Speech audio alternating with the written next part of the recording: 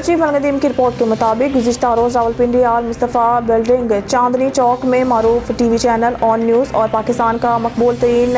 हफ्त रोज़ा व्यूज़ का शानदार इफ्तिताह किया गया, जिसमें मुल्क के नामवर सहाफ़ी Islamabad national press club journalist group के सदर Javed Malik, chairman journalist group Hafiz Mohammad Tahir, हाजी आसिफ अवान और आल सहाफ़ी अलायंस पाकिस्तान के मरकज़ी सदर यूनुस अवान ने